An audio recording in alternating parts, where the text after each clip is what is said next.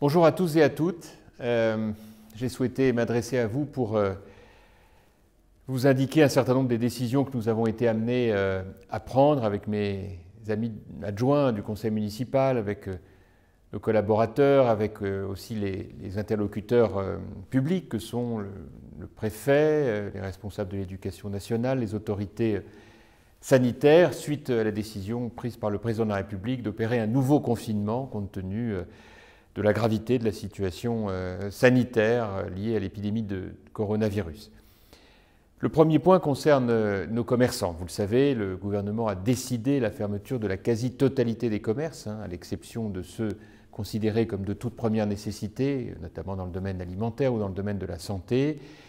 Et je dois naturellement me conformer strictement aux consignes gouvernementales. Alors je sais que quelques maires ont pris des arrêtés pour permettre l'ouverture d'autres commerces, mais vous le savez, c'est totalement illégal. Et puis ça n'est pas conforme à l'esprit de solidarité qui s'impose dans cette période où tous nous devons respecter ce confinement. J'ai donc décidé de respecter scrupuleusement les directives gouvernementales et de ne pas ouvrir de manière illégale, de ne pas autoriser l'ouverture de manière illégale d'autres commerces. Et je demande à chacun de le comprendre.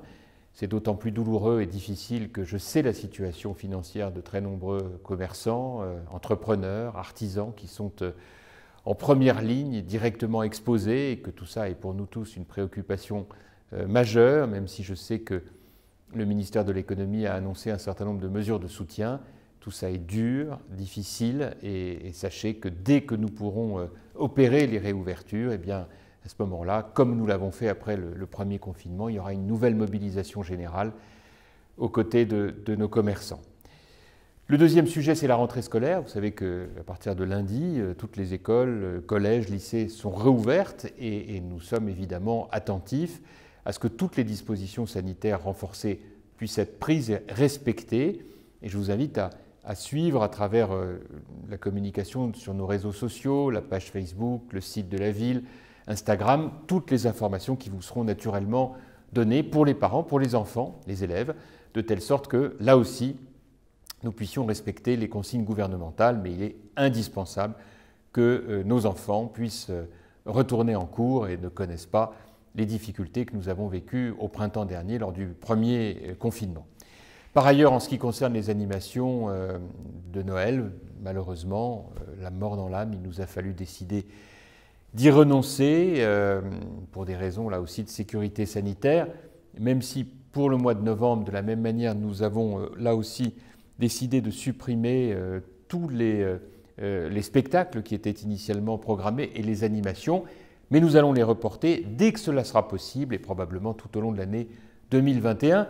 Je prends l'exemple de la patinoire, si nous le pouvons, à défaut de pouvoir l'installer à Noël, on l'installera en février. Et puis, bien sûr, il y a l'organisation de nos dispositifs de santé. Nous avons, vous le savez, des personnels médicaux et non médicaux qui sont mobilisés 24 heures sur 24, que ce soit à l'hôpital de Meaux ou sur l'ensemble du groupement hospitalier, que ce soit dans les cliniques privées, dans les établissements également qui accueillent des personnes âgées, nos seniors, et puis aussi, bien sûr, les médecins libéraux, nos infirmiers, infirmières.